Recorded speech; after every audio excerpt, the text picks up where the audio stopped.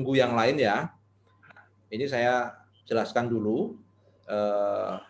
Yang lain nanti kalau oke, 18. Mungkin kameranya dibuka dulu nggak apa-apa.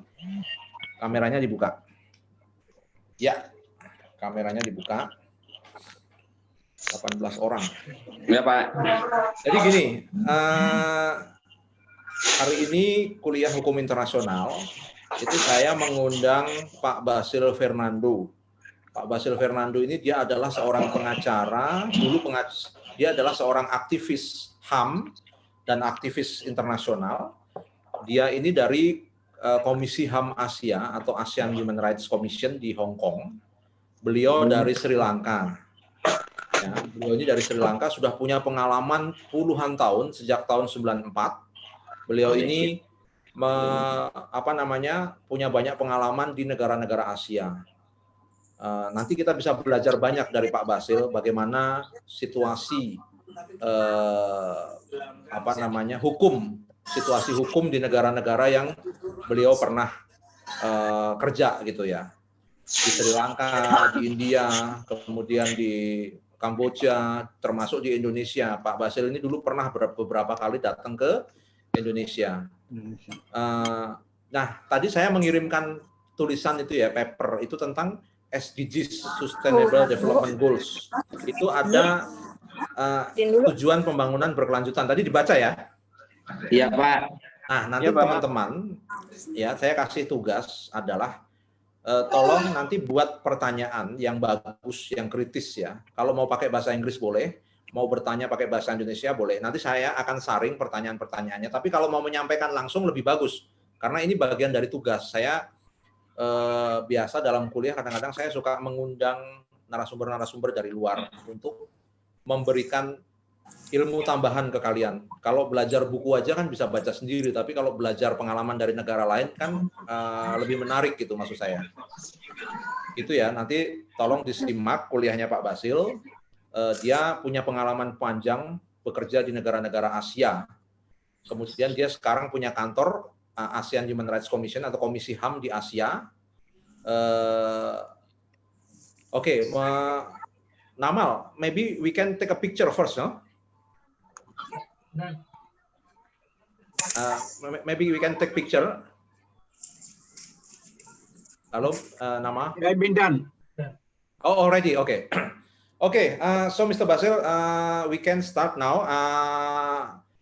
This is students of University of Bung Karno in Jakarta. They are in the 3rd grade of the law school or law faculty. Now they are studying international law. And I already sent them the handbook, the paper that discuss about SDGs Sustainable Development Goals number 16. And I hope that they already read, and also we hope that they can critique or give input to the paper. So I told them that you have long experiences working on the human rights field and also dealing with international mechanism.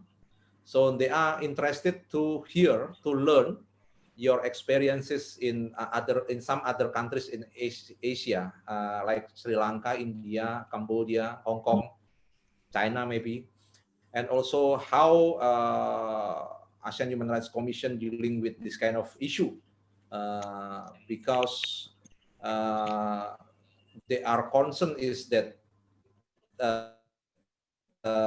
different country has different legal system. How ASEAN countries should develop solidarity among the ASEAN countries to deal with the human rights and also to increase the quality of law enforcement in Indonesia, especially. So I will give the time and the occasion to Mr. Basil Fernando. Then maybe I will translate your lecture in maybe every 1 or 2 minutes I will translate to bahasa. Okay, please, Mr. Basil Fernando. Okay, I'm very happy to be talking to you. Since you all have law students, I'm also a lawyer, and I've been also involved in the international law for many years. Saya senang berdiskusi dengan Anda. Saya juga seorang mahasiswa hukum dulunya dan sekarang lawyer dan sudah cukup panjang Gitu.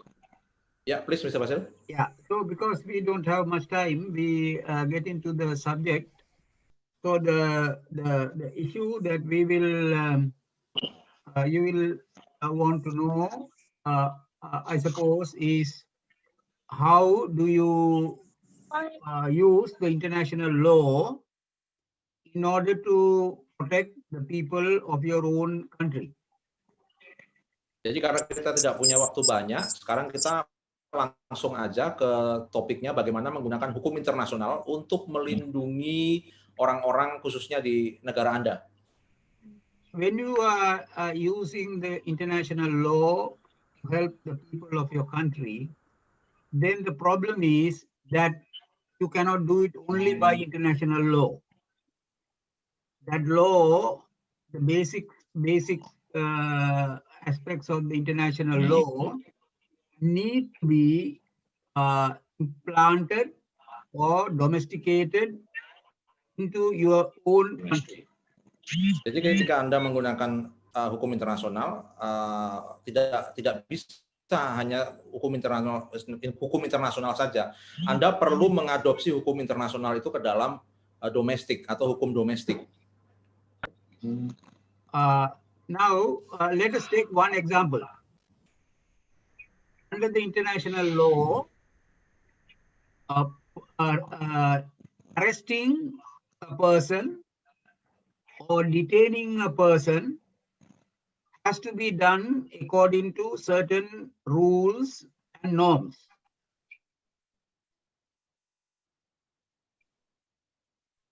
Chris? Chris? Jadi, sorry. Suara saya kedengaran, Pak. Oke, kita ambil contoh misalnya satu contoh ketika terjadi penangkapan dan penahanan. Ya, please continue, Mr. Basil. So the first rule under the international law regarding arrestees, that as soon as a person is arrested, in the shortest possible time, he or she should be brought before a court, a judge. Jadi di bawah hukum internasional itu ketika seseorang ditangkap atau ditahan, maka secepatnya dia harus dibawa ke pengadilan atau ke muka persidangan. Now, after he is brought to court, according to his offense, the court may allow a detention of the person in a jail or remand for a certain period depending on the offense. Jadi setelah dia dibawa ke persidangan atau selesai persidangan, pengadilan akan memutuskan apakah dia bisa ditahan di satu lokasi atau ditahan di satu tempat gitu. So the principle is police custody should be changed into judicial custody as soon as possible. Jadi prinsipnya penahanan di kepolisian di bawah putusan pengadilan. Now, what is the difference between the police custody and the judicial custody? Under the international law, Apa perbedaan penahanan polisi dan penahanan di pengadilan di bawah hukum internasional? Yes, please. under the international law, the judicial custody means the judge take over the protection of that person, suspect or accused. Jadi di bawah hukum internasional, penahanan di bawah pengadilan itu sama dengan melindungi juga suspek atau tersangka. So the judge is responsible. Terdakwa yang disidangkan. So the judge is responsible for what happened to him after that.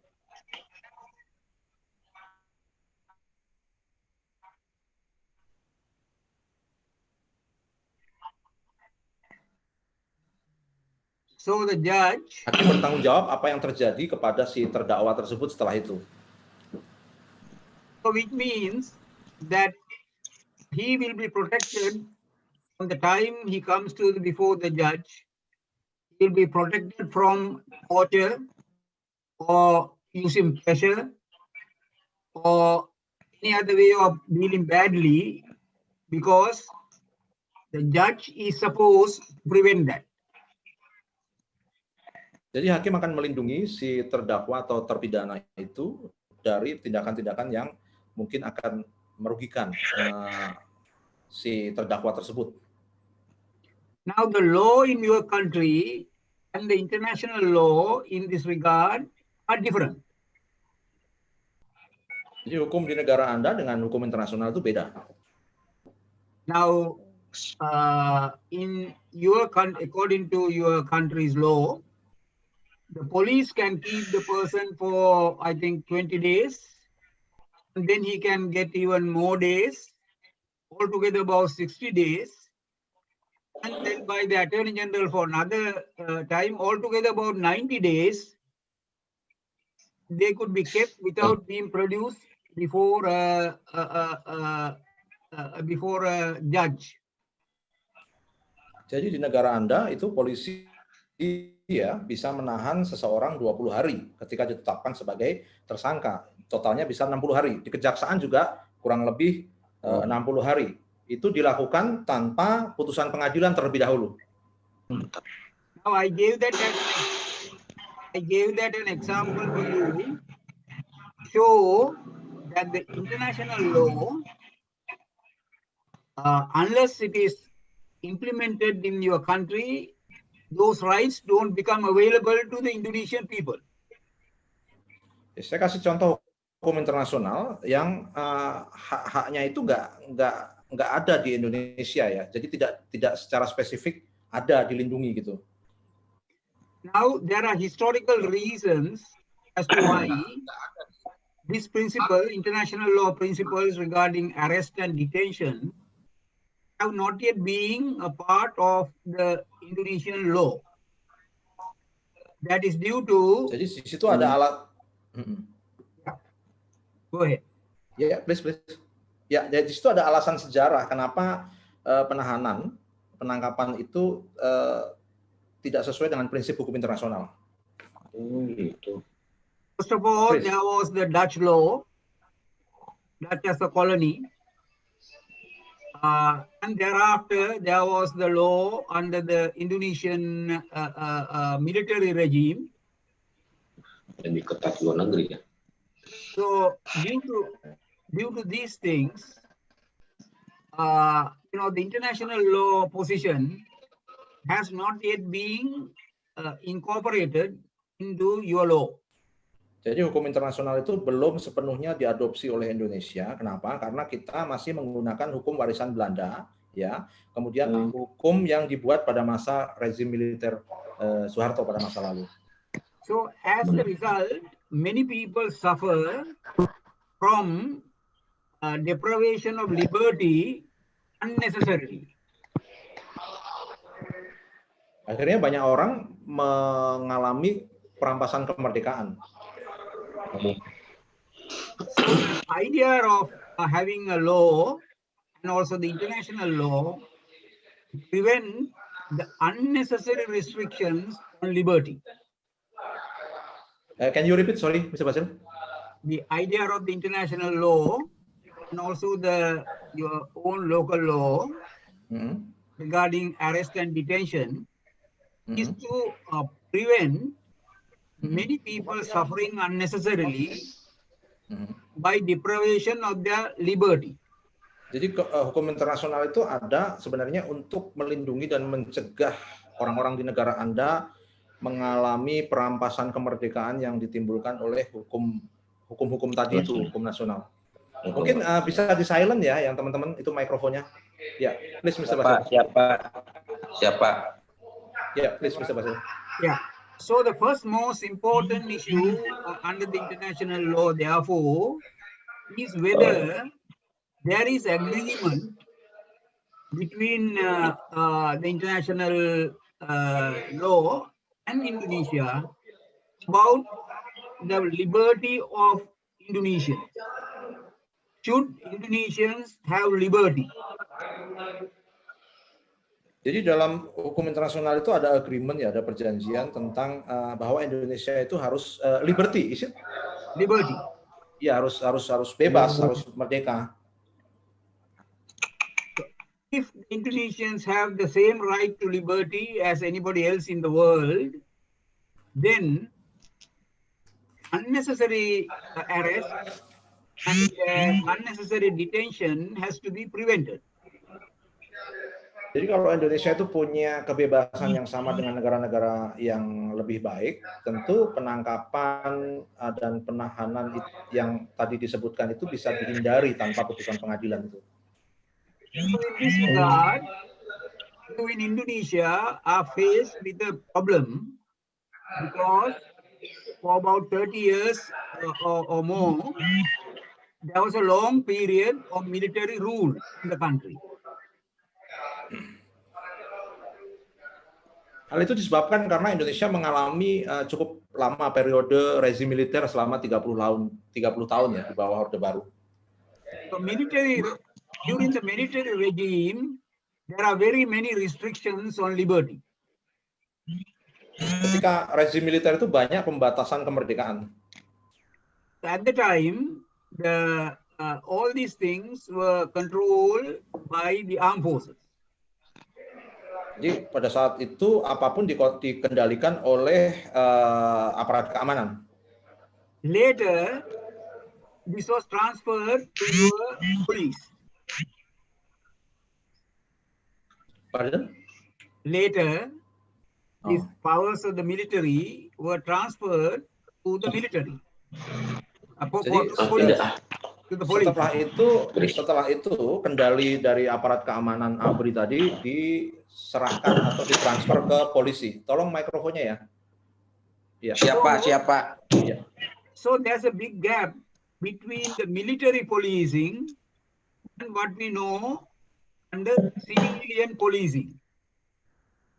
Jadi di situ ada jarak yang cukup lebar ya antara polisi yang bersifat sivilian atau sipil dengan kendali di bawah polisi sendiri. The police civilian policing means that police is not a part of is not done according to the way the military do things.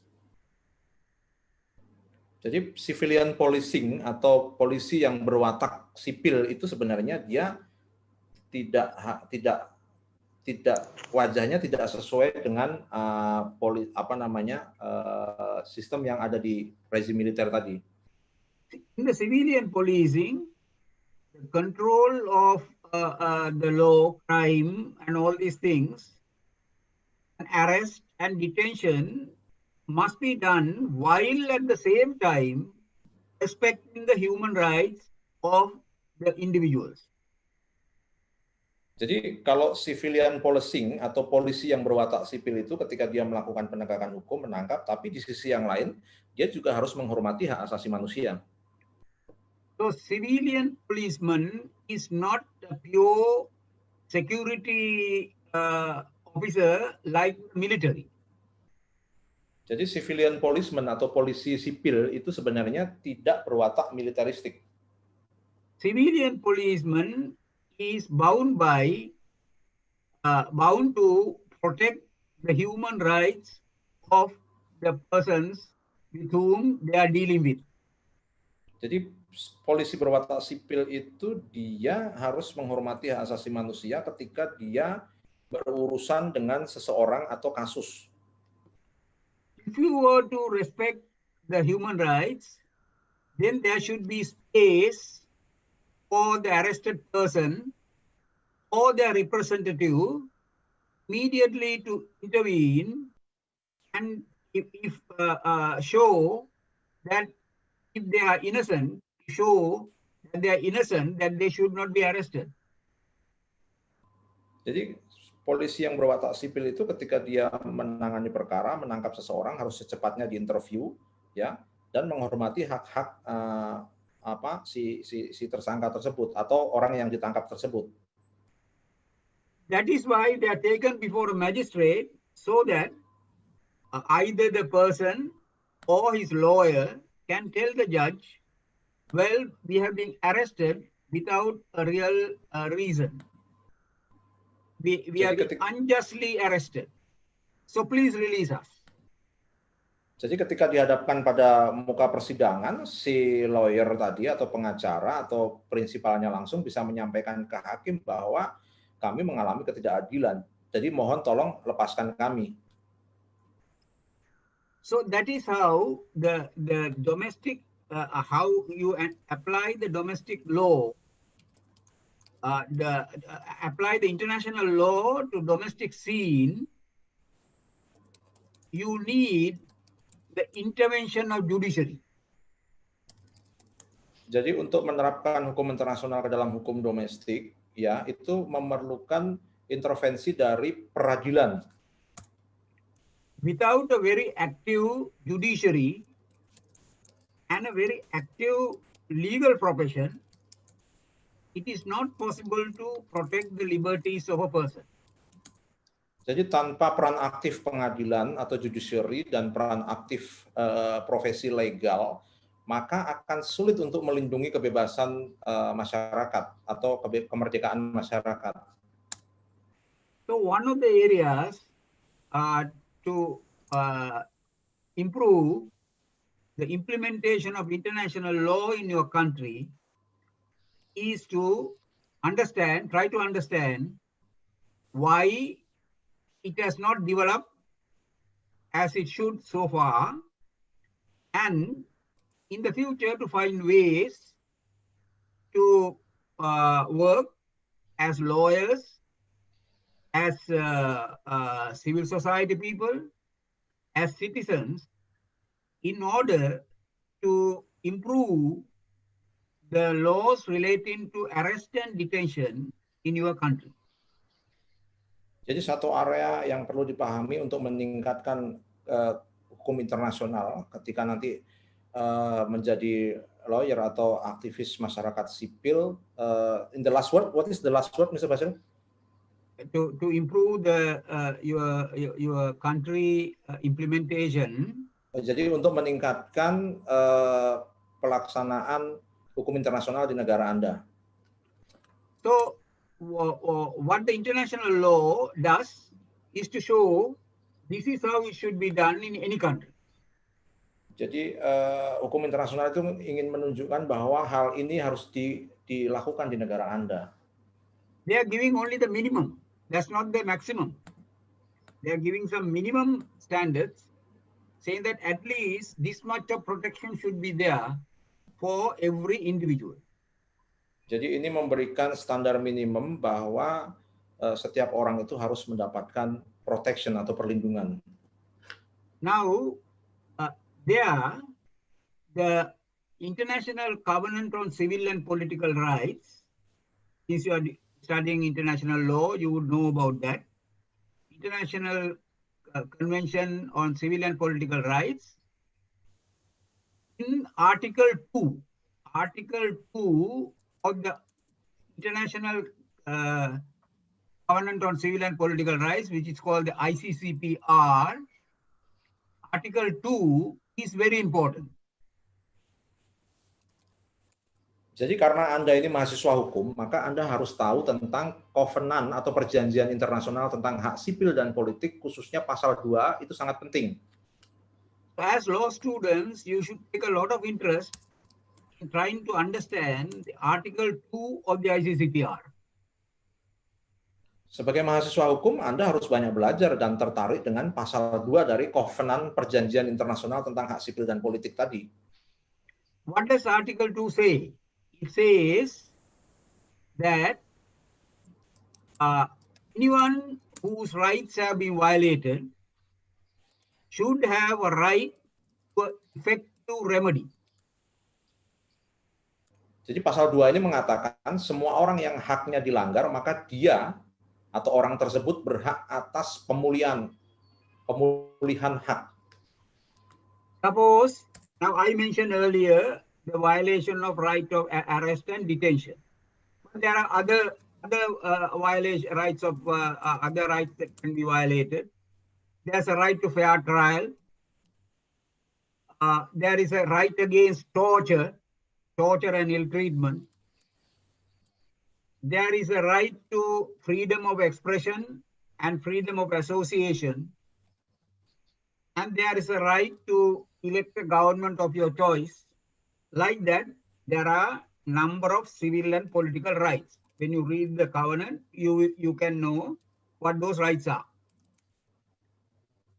Jadi dalam kovenan hak sipil dan politik tadi, ketika terjadi pelanggaran hak, ya hak asasi manusia karena penahanan, penangkapan, itu ada beberapa hak yang jelas-jelas dilanggar, yaitu apa? Hak atas peradilan yang fair, hak untuk tidak disiksa, hak untuk kebebasan berekspresi, kebebasan berkumpul, hak untuk berpartisipasi dalam pemilihan pemimpin yang demokratis dan lain sebagainya.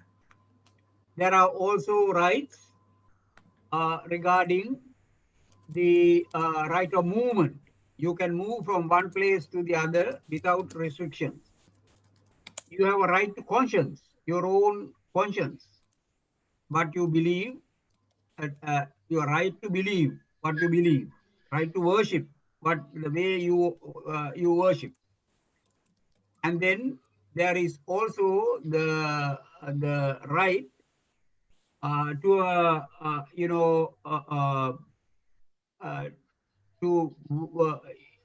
virtually make a choice of whatever profession you want, whatever job, whatever area, provided you get yourself qualified, you have a right for. Now these are some of the rights under the Civil and Political Rights Covenant. Jadi di bawah perjanjian internasional tentang hak sipil dan politik tadi, itu mengatur tentang right to movement atau hak untuk berpindah tempat, hak untuk meyakini keyakinan politik, meyakini agama, kepercayaan, beribadah, dan juga untuk kebebasan memilih profesi yang Anda inginkan. Now, suppose one of those rights, all those list of rights I mentioned, is violated. Say somebody is not allowed to go to the mosque, or some Christian is not allowed to go to the church or worship, or some persons don't allow you to participate in a legitimate demonstration. Somebody doesn't allow you to write to a newspaper freely, or to do in the internet or the IT to publish your legitimate views. I'm not talking about just misuse in the internet, but good use of internet. You give your opinions, your ideas through the internet. Now suppose somebody is stopped, then he should have an effective remedy. That is, he should be able to go to court and complain to the court, my rights have been violated. Then court is under obligation to correct it. Jadi asumsikan salah satu hak yang saya sebutkan tadi dilanggar. Misalkan seseorang dilarang atau dibatasi hak untuk beribadah. Misalkan yang Islam ke masjid atau yang Kristen ke gereja atau yang Buddha ke wihara. Atau Anda tidak boleh ikut demonstrasi yang sah, ya, yang legitimate, atau tidak boleh menulis di koran, atau tidak boleh mengekspresikan pendapat Anda yang baik, ya, yang baik di internet. Hak-hak itu kalau dilarang, maka seharusnya Anda bisa mendapatkan pemulihan hak yang itu bisa diperjuangkan di pengadilan. Itu pengalaman di negara lain. So your courts are the lifeblood of your rights. Jadi pengadilan itu harusnya menjadi denyut nadi dari hak Anda. Without a good court system, you cannot get your rights realized. Jadi tanpa sistem pengadilan yang bagus, Anda tidak akan mendapatkan hak-hak Anda yang ideal. So in order to implement international law in your country, you must have an improvement of your court system. If the court system improves, it can improve the policing system. Jadi untuk melaksanakan hukum internasional di negara Anda, maka Anda harus memastikan sistem peradilan itu baik. Kalau sistem peradilan itu baik, maka sistem kepolisian itu juga akan baik. Dan harus ditingkatkan. This means you people have, as young law students, for you, there is work for another 20-25 years in order to see that your system will improve to the international law standards. Jadi tolong suara apa itu ya? Jadi sebagai mahasiswa hukum dan masih muda, maka Anda akan punya kesempatan untuk bekerja sampai 20 tahun ke depan. Dan setelah itu Anda bisa melihat apakah sistem di negara saya ini sudah membaik atau tidak. But if it is to happen, if you are going to make a contribution for that in your generation, your young lawyers and others, then you should understand this problem. Jadi hal ini akan terjadi ya, perbaikan sistem ini akan terjadi kalau Anda ini sebagai mahasiswa membuat kontribusi, melakukan sesuatu untuk sistem Anda supaya lebih baik. Now, what does the UN mechanisms do in order to help you to protect your rights?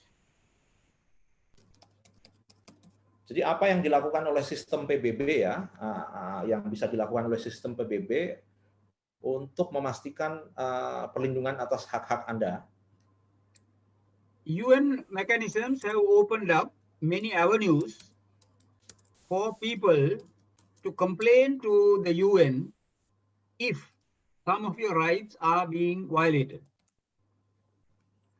Jadi sistem PBB atau Perserikatan Bangsa-Bangsa itu menyediakan mekanisme untuk mengadu jika Anda ini terlanggar hak asasinya.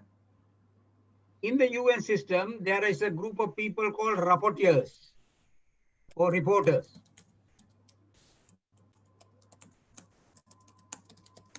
Di sistem PBB itu ada sekumpulan petugas atau orang yang disebut sebagai pelapor khusus. Now these rapporteurs are people who will receive complaints from the citizens of any country, including Indonesia, on different topics. Different topics have different rapporteurs. Jadi si pelapor khusus ya yang di Perserikatan Bangsa-Bangsa tadi akan menerima pengaduan dari banyak negara, termasuk Indonesia, termasuk pengaduan dari Anda tentang banyak latar belakang perkara. There is a rapporteur against the torture and ill treatment. Jadi ada pelapor khusus yang menangani tentang penyiksaan dan perbuatan tidak manusiawi. There is a committee to look into torture and ill treatment. It is called Committee Against Torture. Jadi ada sebuah komite atau panitia ya di PBB itu yang khusus menangani kasus-kasus penyiksaan atau disebut dengan Komite Anti Penyiksaan. There is a UN mechanism regarding extrajudicial killings and also disappearances, and that is called the Working Committee Against Disappearances. Jadi di PBB juga ada komite yang menangani pembunuhan ya di luar prosedur hukum, itu pembunuhan di luar pembunuhan yang bukan hukuman mati, dan juga kelompok kerja atau working group yang menangani penghilangan orang secara paksa. Regarding right of conscience, right to practice your religion, right against discrimination, there are various branches in the UN to receive complaints and to help realize that right. Jadi di PBB itu selain itu ada juga yang menangani khusus keyakinan politik, kepercayaan, anti diskriminasi dan cabang-cabang yang lain yang siap menangani pengaduan-pengaduan yang disampaikan di PBB. There are two special committees. That is Committee Against the Rights of the Child, Committee for the Rights of the Child, and the Committee CEDAW, that is the Violence Against Women. Now, Jadi di PBB, ya, please. These two committees particularly are important because they are particularly to protect the rights of women and rights of children. Jadi di PBB itu ada komite yang sifatnya khusus, yaitu komite khusus untuk perlindungan hak anak dan komite khusus yang menangani kekerasan terhadap perempuan. Dua komite ini penting karena melindungi kelompok rentan, yaitu anak dan perempuan. And there is a rapporteur for independence of judiciary. Ada juga pelapor khusus untuk peradilan yang independen. Now, if there are problems of independence in your country regarding the judiciary, you can write a petition or report to the UN rapporteur for the protection of the judiciary. Jika ada masalah dalam sistem peradilan Anda, maka Anda itu juga bisa menuliskan pengaduan atau laporan kepada pelapor khusus yang mengawal peradilan independen di PBB. Then you have the UN Human Rights Council. Anda juga punya Dewan HAM di PBB. The UN Human Rights Council, there are member states who meet several times a year and listen to various submissions from the governments as well as from the people. Jadi Dewan HAM PBB ini rutin bertemu, ini anggotanya negara-negara, dia menerima pengaduan masukan dari banyak negara. They can make various recommendations. Dewan HAM PBB juga bisa membuat banyak rekomendasi. And then there is, for those who have signed what is called the optional protocol for ICCPR, there's a thing called Human Rights Committee. Jadi bagi negara yang sudah mengadopsi protokol opsional atau perjanjian opsional dari perjanjian hak sipil dan politik tadi, dia bisa mengakses ke komite khusus.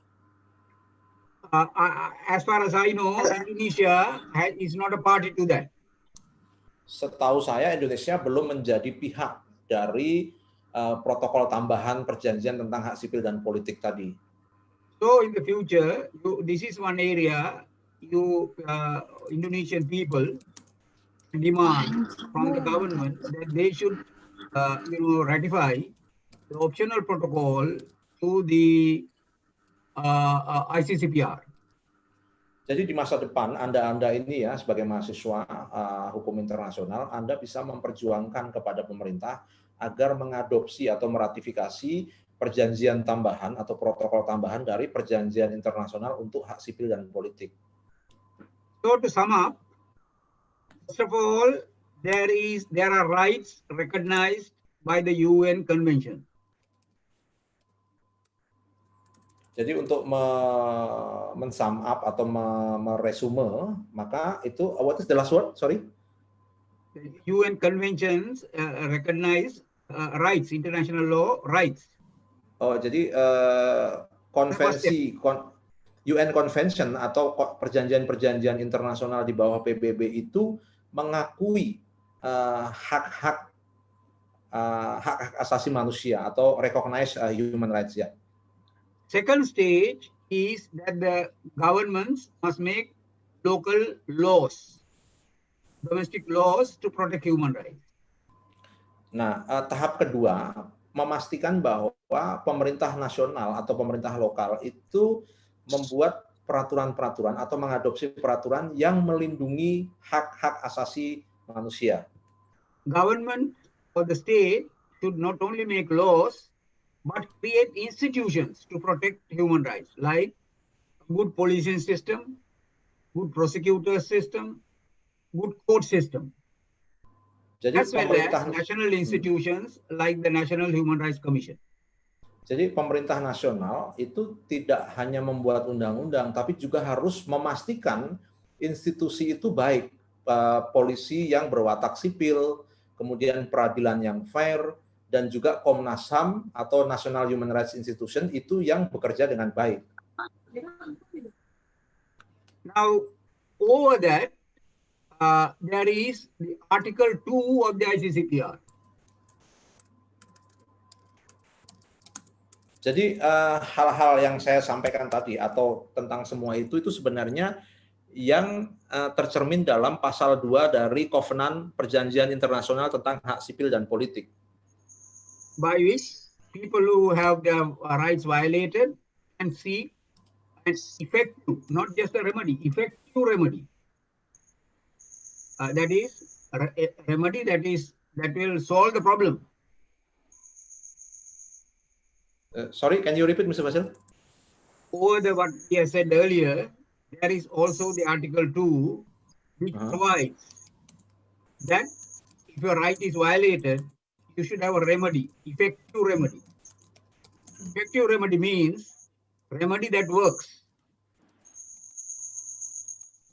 Ya, jadi ketika hak-hak Anda yang diatur dalam pasal 2 Perjanjian Internasional tentang Hak Sipil dan Politik tadi dilanggar ya, maka Anda berhak atas remedi atau pemulihan dari hak yang dilanggar tadi.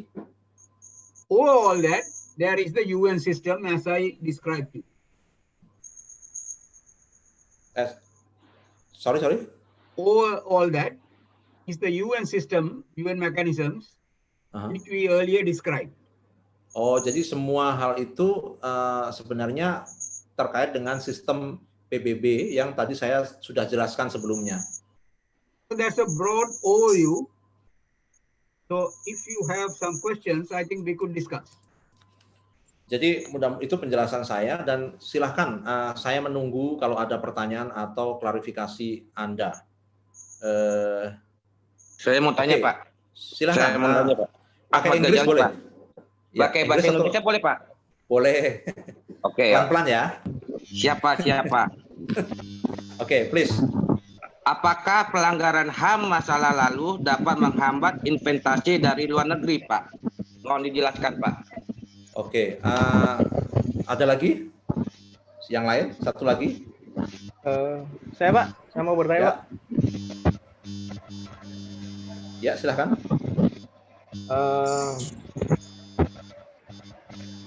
In application of international law to domestic law, why does international law require intervention from the courts? Because the courts are your country mechanism to implement law. International law cannot come to your country and your country is a sovereign country. Your country is an independent country. So the protection of your country's rights are within your country. UN does not have the power to come to your country and decide your cases. Oke, Mr. Basil. Itu suara apa ya? Your government. Oke, I will translate first. Itu suara apa ya, teman-teman? Jadi hukum internasional ya, saya substansinya aja ya, intinya hukum internasional itu ya nggak bisa tiba-tiba melakukan sesuatu di negara Anda. Maka itu harus melalui jalur peradilan tadi atau putusan peradilan atau mekanisme judiciary tadi. Ya, please, Mr. Basil. The UN is not a super state. Jadi PBB itu bukan apa ya, bukan sesuatu yang super atau negara super. It is not even a state. Bahkan bukan negara PBB itu. It is merely a gathering of other states, many states, on the basis of agreements. Jadi hanya merupakan kumpulan negara dan basisnya itu hanya kesepakatan. What happens within the territory of your country is something where the authority of your territory, which is the government, should resolve. Jadi yang terjadi di negara Anda misalkan dalam teritori pemerintah Anda yaitu sebenarnya pemerintah yang harus menyelesaikan. Government is part of the courts are part of the state mechanism. Jadi negara itu sebenarnya bagian dari court atau pengadilan dan sistem negara. Another question, Mr. Basil. This is one question in the chat. Many countries have ratified ICCPR and many other international instruments about human rights, but not all of the issues in those instruments have been implemented. Do the UN have certain mechanism to manage the countries that have not adopted the UN regulation to national regulation? Is from Mahesa Yuda Kumbara, one of the students. So we go back to the same question. Implementation of human rights is the task of your country, state, your country. And that is why the Article 2 is there. We talk about the Article 2. Obligation on the Article 2 to every country is that they should provide ways to protect the human rights in their country. Now, what the government, what the UN does is to supervise and monitor whether it is happening. If not, they will make recommendations of how to improve. So UN does not have a right to come to your country and decide your cases, except in very rare cases, like when it comes to the International Criminal Court.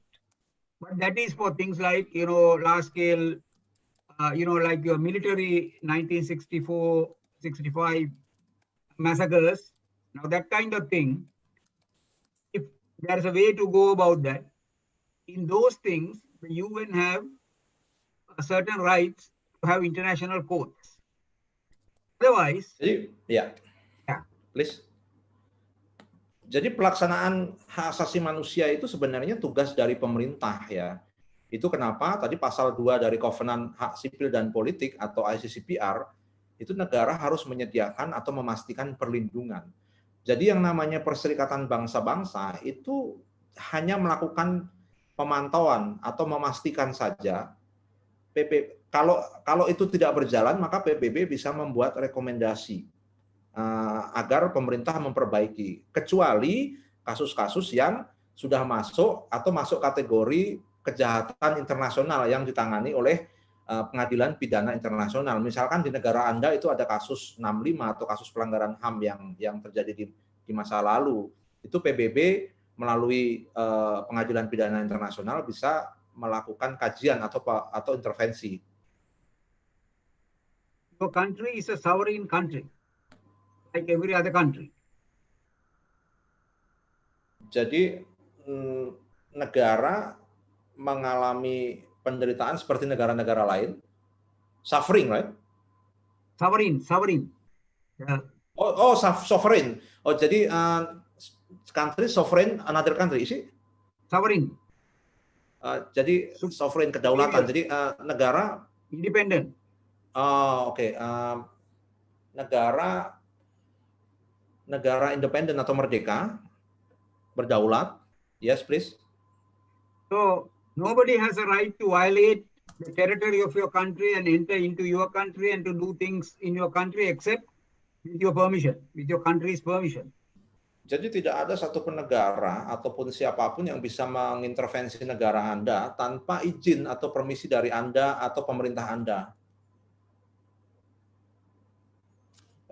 One more question, Mr. Basil. This is from one of the students. He asked about past human rights abuses. Whether past human rights abuses which occurred in Indonesia, it will become a problem for international investment. Is it? First of all, you have to establish to the time your massacre happened, International Criminal Court did not exist. International Criminal Court came into existence only later in the 80s or that time, 90s. So what happened in 1964 cannot come to the International Criminal Court. But if the people demand and people collect information and show, the UN can act on other basis for an international tribunal. But that also has to be done with the agreement of your government. Oke, jadi Pengadilan Pidana Internasional atau ICC ya, International Criminal Court itu hadir kan tahun 98. Jadi apa yang terjadi tahun 1965 itu tentu tidak bisa dibawa ke pidana internasional atau pelanggaran HAM masa lalu ya, itu tidak bisa dibawa ke pidana internasional. Tapi PBB bisa membuat resolusi atau special tribunal atau pengadilan khusus yang sifatnya itu sementara. How about the investment, Mr. Bas? How about? The question is related to economic problem. Whether past human rights abuses will be a problem of investment. Yeah, investment, the economic problem. Different governments can make sanctions if they want, and they can say, well, unless you do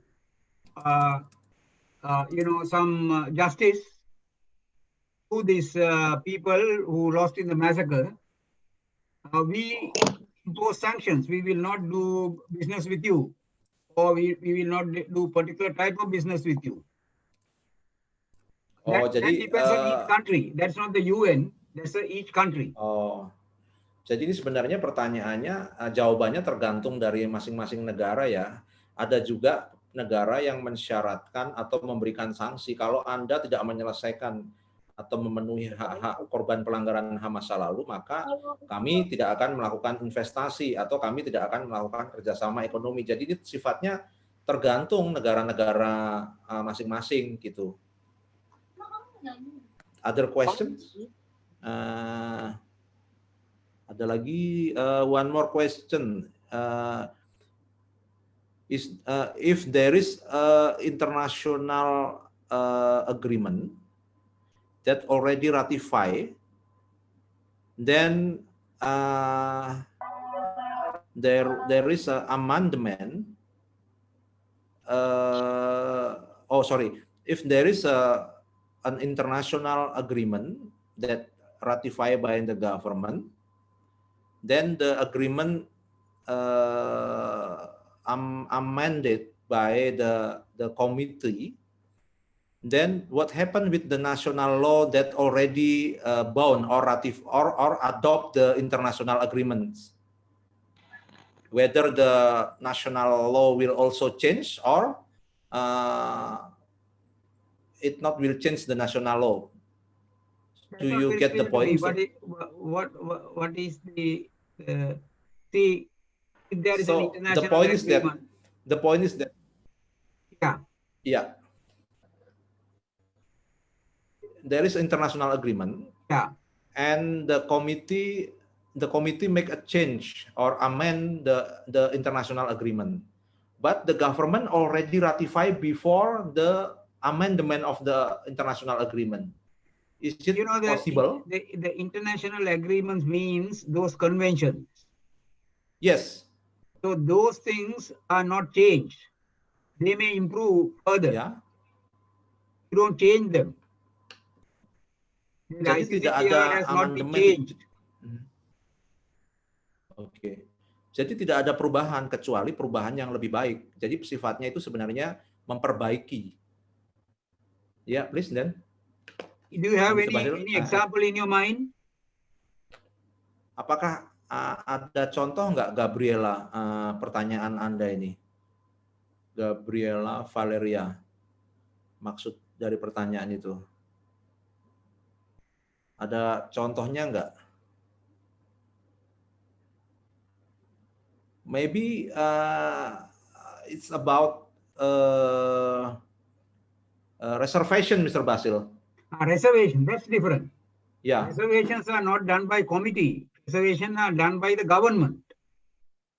Oke, jadi dalam perjanjian internasional itu ada mekanisme yang disebut reservasi atau mungkin penafsiran dari negara-negara peserta. Nah, tapi itu tidak akan merubah substansi. Itu hanya berlaku untuk negara yang mengajukan reservasi itu. So when an agreement is signed, if there's a one particular section that is against your local customs or some local, the tradition, something like that. So jadi reservasi, the government can say, we will not agree to that part of the agreement, but we agree to the rest. Oh, jadi reservasi atau penafsiran dari negara peserta itu bisa dilakukan seandainya dalam perjanjian internasional itu ada poin atau pasal khusus yang tidak sesuai dengan kebiasaan di negara tersebut. Tapi dia bisa melakukan reservasi, tapi dia harus tetap tunduk pada keseluruhan dari isi perjanjian internasional tersebut. Please. But you cannot make a reservation on very essential points of that convention. Jadi reservasi itu tidak bisa mempengaruhi atau merubah pasal yang sangat penting dalam perjanjian internasional itu. For example, there is in the international, the Covenant on Civil and Political Rights, the principle of non-discrimination. Now a government cannot say, well, we will discriminate against a particular ethnic group or women or like that. That cannot be said because they go against the basic principles. Okay. There are certain things which may not be central to the convention. On those things, you can make some reservation. Jadi dalam contohnya ya, ini dalam perjanjian internasional tentang hak sipil dan politik itu ada prinsip yang sangat mendasar yaitu non-diskriminasi atau tidak boleh diskriminasi. Pemerintah tidak boleh tuh menafsirkan kami keberatan dan kami mendiskriminasi etnis tertentu dan lain sebagainya. Itu nggak boleh. Itu harga mati ya, katakanlah seperti itu. Kenapa? Karena itu bertentangan dengan prinsip yang sangat mendasar dari perjanjian internasional tentang hak sipil dan politik yang melarang praktek diskriminasi. Okay, I will ask. This is another question from the chat from Jenton Irwandi.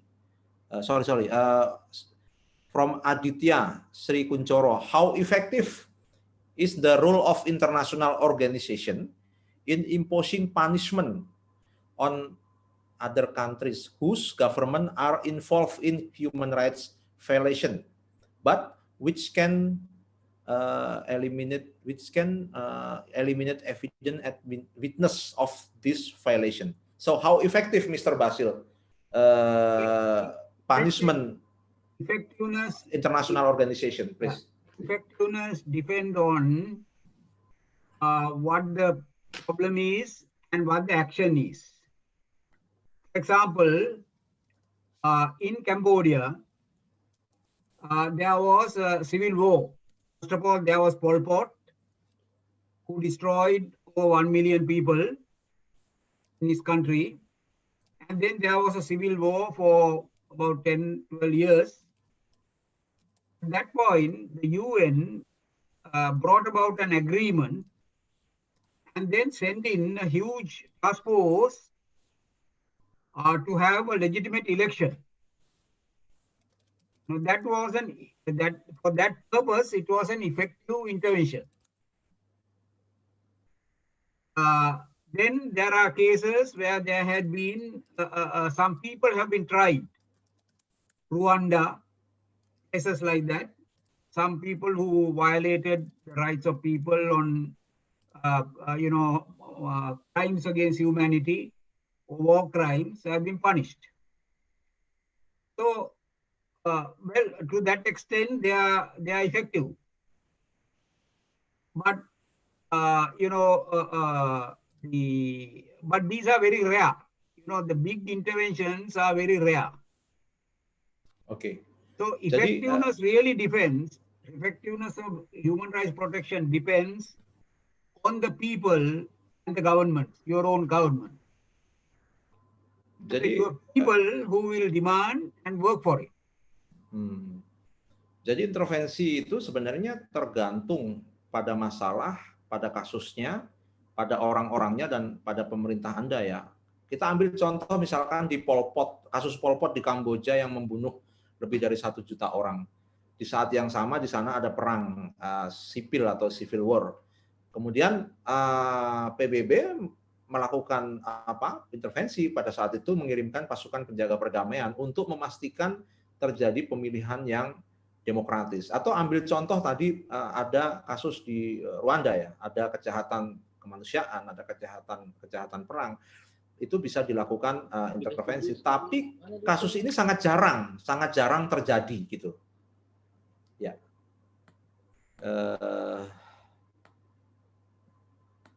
Ada pertanyaan lagi? One more, Mr. Basit. Yeah. Question. This is from Jenton Irwandi. He wrote in the chat. We know that there are many human rights, gross violation of human rights in many countries in the world. But there is a reconciliation mechanism to deal with human rights. What is the consideration of the reconciliation mechanism, and how international perspective deal with the human rights victim? So do you get the point? Yes. Is this about the reconciliation mechanism in many countries, and I get the question. Yeah. Okay. The question of reconciliation is based on the fact that the past human rights abusers leave a very deep emotional, psychological wounds in the hearts and minds of the people. When you say you have so many million people died in 1965. As a result of that, those who survive after that, from their families and even the whole nation, there is the shock of those events, sadness, the loss of their families, so many psychological problems associated with past events. So the idea of reconciliation mechanisms, like the South African Truth Commission, is to give a chance to the victims to come out and express their grievances to the public, thereby to get a recognition that something wrong has been done. And the people need that. People need to recognize that they have been wronged. And that's a very important part of reconciliation.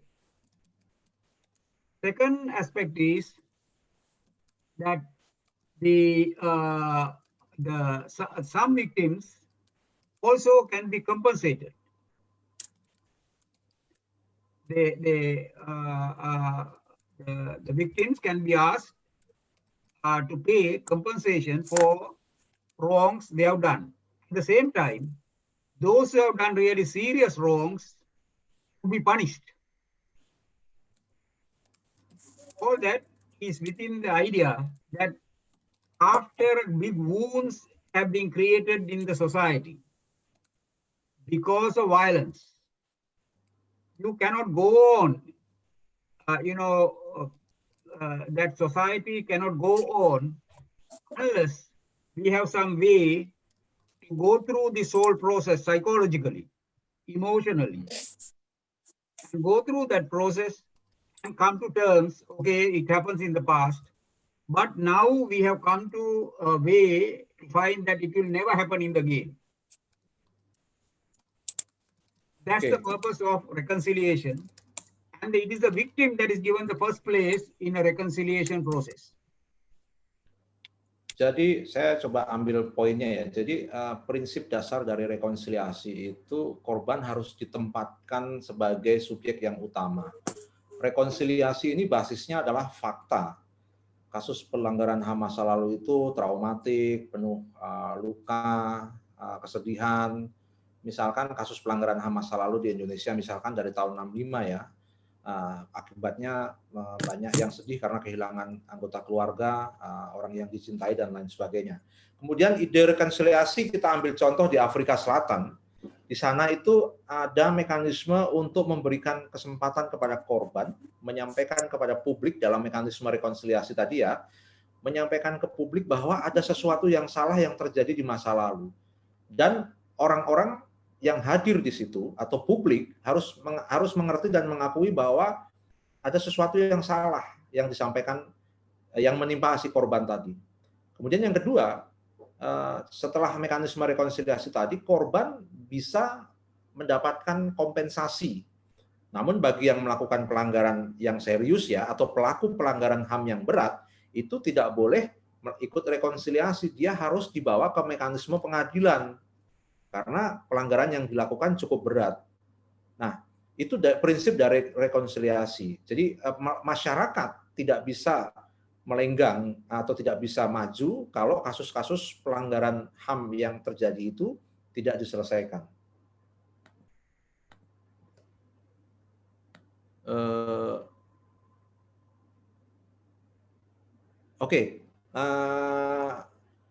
This question. All of this question is related with the handbook, actually, Mr. Basil. And this is one more from one of the student. His name is Isaac Rizetvalna Hussona. He asked about the retributive and restorative justice. The two point of thought. What do you? Sorry. Whether the 2 point of the thought, the retributive and restorative justice, is the effective way to resolve human rights cases in Indonesia, and what is the benefit of those mechanism, restorative and distributive justice. Can you explain about this, Mr. Basil? So the student mentioned about retributive and restorative justice, the way to resolve human rights. This is appear in the paper.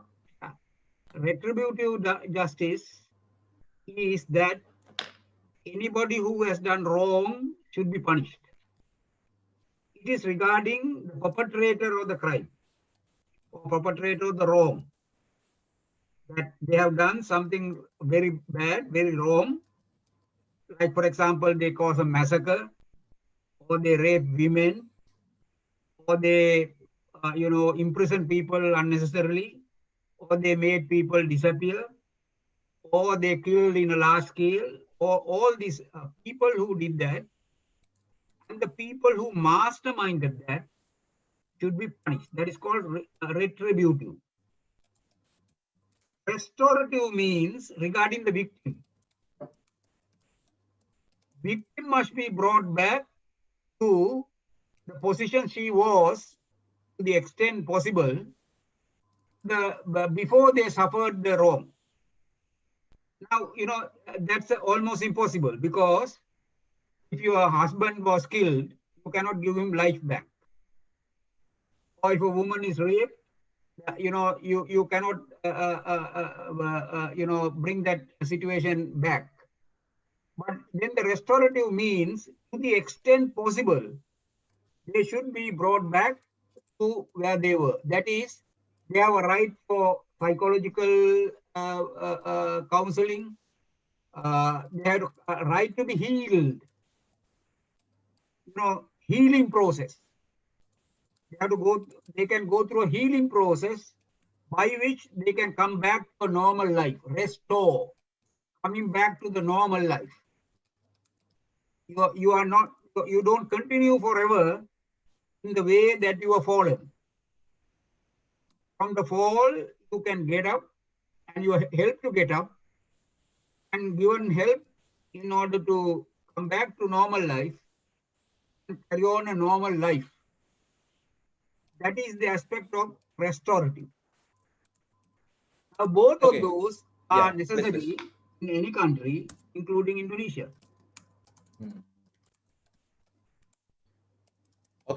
Jadi prinsipnya retributive justice itu orang yang bersalah harus dihukum. Jadi ada banyak kasus tadi disebutkan ya, ada kasus penghilangan paksa, pembantaian, kemudian pembunuhan ya. Jadi orang yang menjadi pelaku atau pelaku intelektual itu harus dihukum. Itu prinsip dari retributive justice. Jadi penghukuman atau punishment. Jadi kalau untuk restorative justice itu sebenarnya prinsipnya mengembalikan korban kepada situasi sebelum dia menjadi korban. Tapi ini nggak mungkin, karena tadi Pak Basil mengatakan masa ketika suaminya dibunuh dia harus dipertemukan dengan suaminya lagi, kan nggak mungkin. Jadi restorative justice itu memungkinkan untuk melakukan pemulihan trauma atau trauma healing, kemudian ada counseling ya. Jadi korban bisa dikembalikan pada situasi yang normal melalui pemulihan trauma, membuat korban bangkit dari keterpurukan sehingga dia bisa kembali hidup normal. Itu prinsip restorative justice. Dan tadi Pak Basil mengatakan dua prinsip itu penting untuk semua negara termasuk Indonesia. Oke,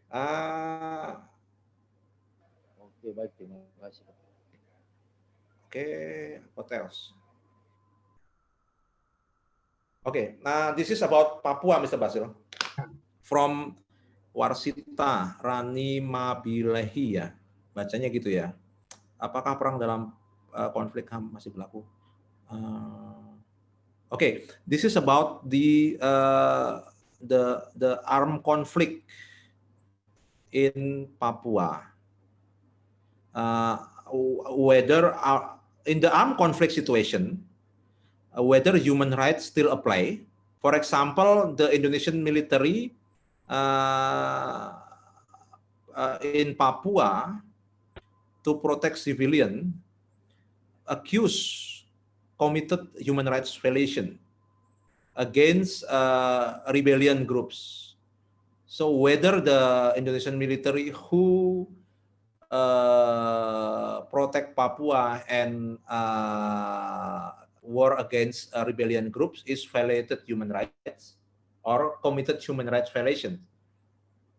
Yeah, the details, you have to discuss the details, your country, the details. The principle is that in the situation of an armed conflict, the government has the right to impose certain limitations to the rights. So, to the extent they are necessary, they cannot impose any regulation as they wish. They cannot arrest every person as they wish. And they should be given the right before court in order to protest if it is a wrong arrest. So the basic principle is, yes, within an armed conflict, normal life, cannot carry on. So there are some special powers, but those powers are limited. You cannot arrogate every kind of power in order to, under the pretext of control of armed rebellion. So you have to balance two things. On the one hand, the normal life has to be restored. Secondly, any limitation should be only to the extent they are necessary. You cannot declare a war on a population. Jadi dalam situasi perang, pemerintah itu bisa memberlakukan pembatasan ya. Tentu tadi Pak Basil menyampaikan hidup normal itu tidak bisa sepenuhnya dilakukan. Dan dua prinsip utama yang harus diseimbangkan ya adalah dalam situasi perang, internal armed conflict tadi itu, maka pembatasan-pembatasan yang dilakukan itu tidak bisa dilakukan secara menyeluruh, hanya pada aspek-aspek tertentu saja yang diperlukan. Kurang lebih seperti itu.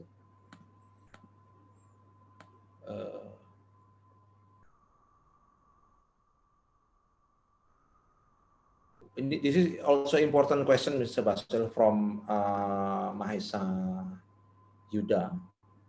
He is asking about Papua. In the last UN Congress, Vanuatu, one of the country in Pacific, told the UN Congress that Indonesia committed human rights violation in Papua. In the context of sovereignty, is it allow for country to do intervention to another country regarding this issue, human rights violation in Papua? Yes, that's the very idea of the UN. UN is like a family. Yeah, if one person thinks that the other person is doing something wrong, they have a right to point out, saying that you are doing something wrong according to the international law. Any country has that right. Now, there may be something happening in, let us say, for example, India. At the moment in India, there's a lot of starvation. Very high starvation level exists. So anybody, any Indonesia can criticize India for having starvation deaths, or any other country. So the one country, that is the very idea, you come together. They have come there by agreement to help each other. In the process of helping each other, you also criticize each other when there's wrong. That has nothing to do with sovereignty. Sovereignty is if somebody comes and interferes with your territory. But regarding your right, we are all human beings. Somebody in Africa has a right to speak on my behalf. Suppose I am illegally arrested. Somebody in Africa has a right to talk on my behalf and say, no, that should not be done. They can talk on your behalf. So the right of people to help each other, like in a village. Suppose some people go and fight with another group and harass them, or somebody go and harass a woman. Other people have a right to say, no, don't stop. You have no right to do that. That has nothing to do with sovereignty. Oke. Jadi Pak Basil mengibaratkan Perserikatan Bangsa-Bangsa ya dalam kasus Vanuatu itu seperti family, seperti keluarga. Jadi kalau ada yang salah atau ada tetangga tadi atau negara yang salah ya diingatkan. Karena apa? Dasarnya adalah hukum internasional. Misalkan tadi Pak Basil mengambil contoh di India itu ada kasus kelaparan yang sangat luar biasa ya. Itu siapapun termasuk Anda orang Indonesia bisa mengkritik India. Jadi negara itu dalam hubungan internasional bisa saling membantu dan juga bisa saling mengkritik. Jadi tidak mutlak itu kedaulatan itu dalam konteks untuk perlindungan individu tadi ya atau warga negara tadi. Misalkan ambil contoh di Afrika, tadi Pak Basil mengatakan misalkan di Afrika ada orang yang dilanggar haknya atau ditangkap dan Anda orang Indonesia itu bisa melakukan kritik atau membantu orang tersebut. Jadi nothing to do with the sovereignty. Jadi nggak ada yang bisa dihambat atas nama kedaulatan untuk membantu orang lain gitu. Oke, it's almost 9 p.m. Maybe in Hong Kong now is almost 10, Mr. Basil. So a lot of.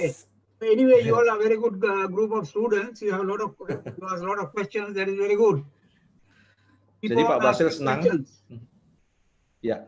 That is the main thing for student life and for intellectual life. Even if you can't find answers, ask questions. Ask questions why your policing system is how it is. Why is it so backward, even when compared to other countries around? Why are people tortured at police station?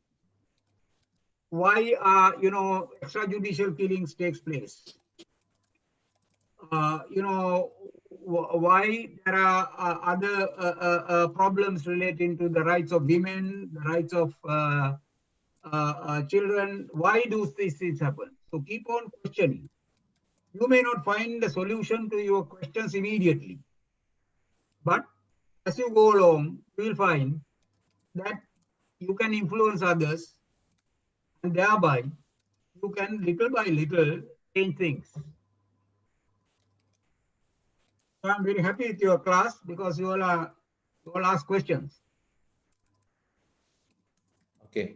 Jadi saya sangat senang ya dengan kelas ini, dengan mahasiswa seperti Anda ini sangat bagus, dan itulah mahasiswa. Jadi banyak bertanya, meskipun belum menemukan jawaban tidak apa-apa, karena bertanya itu bagian dari proses. Bertanya misalkan tentang kenapa sistem kepolisian seperti ini, kenapa ada kasus pembunuhan, kenapa ada masalah terkait kekerasan terhadap perempuan, anak, dan lain sebagainya. Enggak apa-apa, itu bertanya meskipun Anda tidak menemukan jawabannya dalam waktu singkat, tapi pertanyaan-pertanyaan itu lambat laun akan dapat membawa atau mempengaruhi komunitas yang lain agar membawa dampak yang lebih baik. Dan saya sangat senang dengan pertanyaan-pertanyaan Anda tadi yang terakhir tadi, dan ya itu kesannya Pak Basil.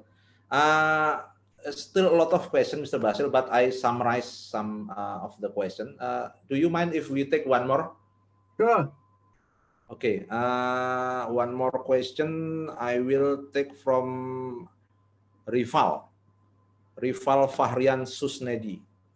Throughout 2013, Indonesia foreign policy in the field of human rights was still limited to procedural matters and formality. The policy issued by Indonesian government in the field of human rights does not contribute to the process of promoting and protecting human rights. Why is it happening? Because your civil society, the people in your country, have not yet taken a very active, important, role in posing these questions for protection of human rights within your country, and therefore the government ignores you. So what is necessary is the people to ask, why are we being ignored? And how can we prevent ourselves being ignored? So for that, of course, it will depend on the extent to which you people work in your own country in order to improve your human rights. If your civil society works hard and they post these questions correctly, then the government will open up little by little. Earlier there was a military government and you were able to bring down the military government. That is from there on, it may be a slow progress, but it will depend on the strength of the civil society. It is not only of the government. Oke, jadi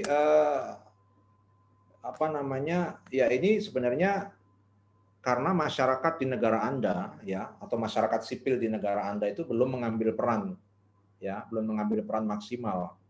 Kemudian di sisi yang lain pemerintah abai. Jadi peran apa yang diambil oleh masyarakat seharusnya tadi mempertanyakan tentang kenapa perlindungan dan pemajuan HAM itu tidak berjalan. Kemudian ini semua tergantung dari Anda dan masyarakat sipil di negara Anda, seberapa keras Anda mempertanyakan ini kepada pemerintah. Jika itu dilakukan, maka pemerintah, meskipun dia pemerintah yang militeristik, tentu akan pelan-pelan membuka diri terhadap masalah yang ada. Jadi prinsipnya ini tergantung pada masyarakat sipil atau Anda sebagai bagian dari masyarakat sipil. Oke.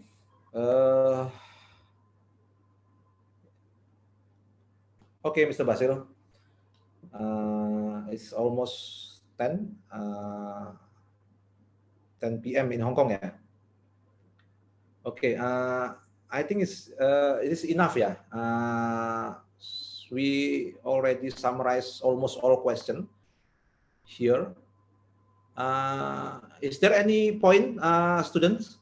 Do you have to say something before we end the meeting?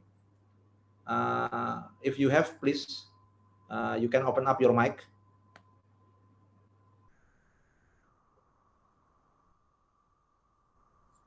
Okay. If there is no, Rival, you want to say something?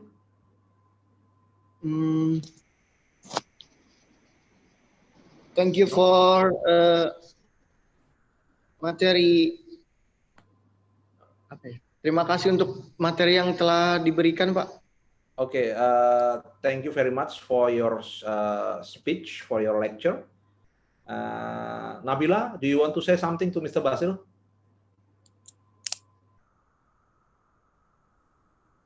You can say in bahasa. Makasih Pak untuk bisa ngasih materi kita lebih. Saja Pak, makasih aja. Thank you very much, Mr. Basil, for your lecture today. And the last, who can speak English? Mahesa, you speak English, huh? Please yes. say some. Yeah, the last, you can say something to Mr. Basil. Okay, thank you, Mr. Basir, for your comprehensive explanation, and we hope that it is not the last meeting, that we can have again such this meeting, so we can get your knowledge for our study. Thank you, Mr. Basir. Thank you. Andalusia, the last.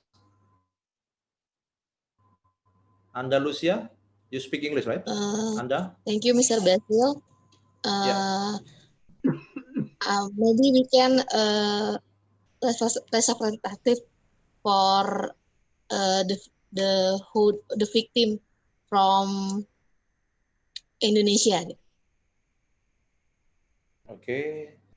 So thank you very much, Mr. Basil. We have 37 participants from students.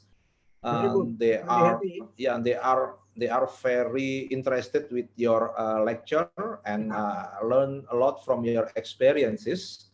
And we believe and we hope that this point of discussion tonight will contribute to their future life, will influence to students to be part of progressive civil society to develop Indonesian judiciary system. So next time we can have another discussion with Indonesian students with the same or different groups. So once again, thank you very much, Mr. Basil Fernando, and also all students who stay tuned, who join the discussion until finish. And we will publish this discussion. Then you guys, student, can share the link to the group of your internal group. So the student who